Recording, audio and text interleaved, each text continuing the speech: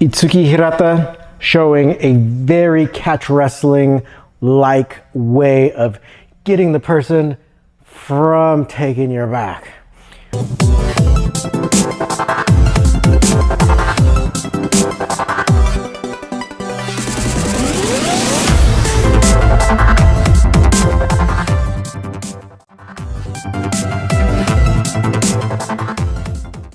All right, so in the latest match, her opponent did get behind her, but she did really classic catch wrestling like thing. So from here, unfortunately, she didn't have as much room, but she was still able to get the move, right? So she totally set up the double wrist lock. So we're gonna try to work on this right now. So you can set up the double wrist lock however you're used to, but the simple principles that you really need to know is you got to pull the person over you, right? And then you got to block their leg as you pull them, as you rotate your waist, basically. So you're going to be rotating, you're getting double wrist lock. The keys to this, double wrist lock, waist rotation, and you're going to be pulling them forward, and you're going to be blocking them from stepping, because as you pull them this way, they're going to want to walk with you. Right?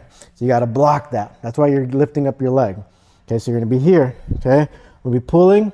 Okay, then I'm going to be bringing them forward, and as I start rotating, then they're about to step. I'm going to block.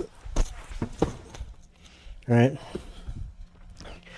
You okay, Claire? Mm-hmm. Okay. Really appreciate you, Claire.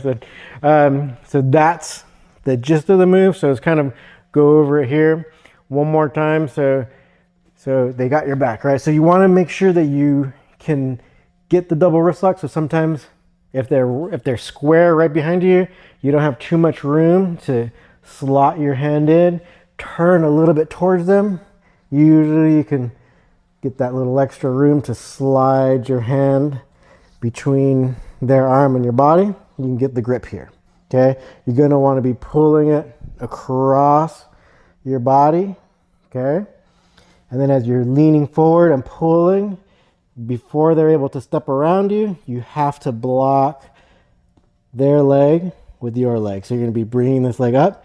Ideally, if you can get it above their knee, that's your target. So bringing it up and blocking above the knee, and then you can get them to go down. Okay, so I think for you, especially if you're beginning this move, you want to do it the way I just did it. You want to make sure that you can do it without falling over, right? So that you know that you have proper balance, proper control, and then later you can do it where you fall down with them. So sometimes you get the momentum going. And that's basically what happened in the Hirata fight. Hirata had a lot of momentum, didn't have too much space, just kind of in the corner of the ring. So she ended up falling with the other opponent, and so they ended up being kind of like this whole taking the back on the ground kind of battle. So try your best to keep your balance so that you don't go down with them. But if you go down with them, you know, there's plenty of counters and stuff that you can be doing. But that's like for another video, right? So main thing is you get that double wrist lock, bring them forward. As you rotate your waist, you block their leg.